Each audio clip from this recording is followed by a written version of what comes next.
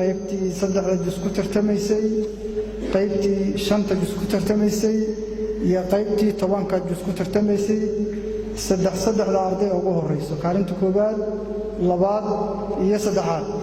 tartankan quraanka kariimka ah oo ay ka qayb galeen in ka badan 30 dugsi oo ku yaala magaalada Garbaharey isla markaasina ku mideysan dalada dugsiyada quraanka kariimka ee Al-Furqaan ayaa maanta lagu soo gabagabeeyay magaalada Garbaharey ee xarunta gobolka Gado muddo 3 maalin ah oo uu socday tartankan waxa xiritaankiisa ka qayb galay xubno ka socday maamulka degmada culimo oo diin iyo qaybaha kala duwan ee bulshada ugu horeyntii waxa hadalka qaatay Cabdixakiin Maxamed Cumar caana koosto ugu macaan ama ugu wanaagsanaa ama xaflad ama abaalmarin loo sameeyo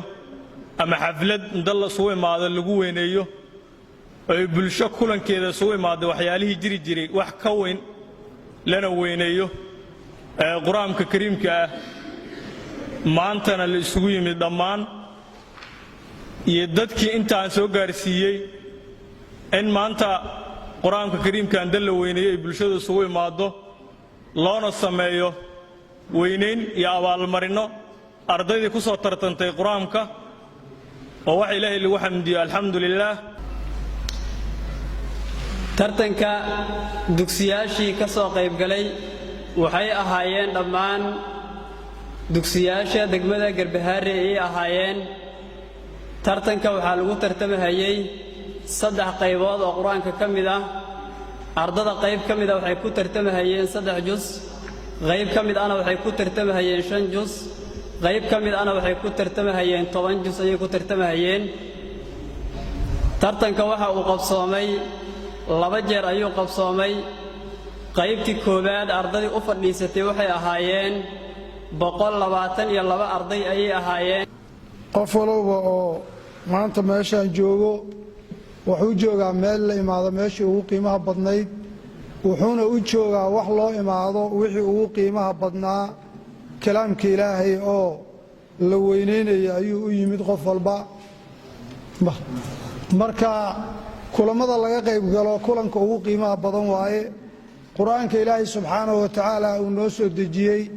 oo uu nagu ikraamay oo dadka dhulkan joogo lagu ikraamay ayaanu u kulansanahay maanta inaynu anaguna ikraamno oo kor u qaadno asaga iyo ehelkiisa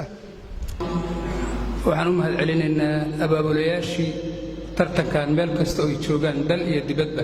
waa u mahad celinaynaa waxaan leenahay Ilaahay subxaanahu wa ta'ala ajri iyo xasanaad fara badan hadaan ka siiyo masaa'ibka iyo dhibaatooyinka adduunka ka dhacayana Ilaahay subxaanahu wa ta'ala amalkaas aydan kaga xifdiyo ku badbaadiyo sababtiisa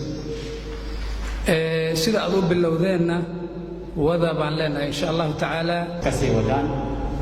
tartan ma hadii kala waa iska nasiib ma ardayda in ay waxa la yiraahdo fiihiin aan soo bixin inta soo baxday nasiib ku heshay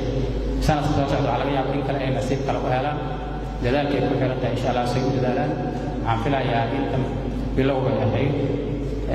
in sanadan macallimiinta waxay lahaayeen oo xogaa ka sheeganayeen degdeg baan wargelin horam aanan haysanin sanada soo socoto insha Allah waqtigana waa la sii cayibi doonaa waqti waad haysataan hadhow degdeg bay ahayd iyo ma jiri doonto laga bilaabo hadda diyaar garowgiina inta عمرنا يا سيب الله بالتوفيق إن شاء الله ورجلنا. gabagabadii waxaa abaalmarino kala duwan la guddoonsiiyey ardaydii kaalmaha hore ka galay tartankan iyo macallimiinta dugsiyada quraanka maxamed cabdi aadam raadiyaha TV-ga qaranka Garbaharey.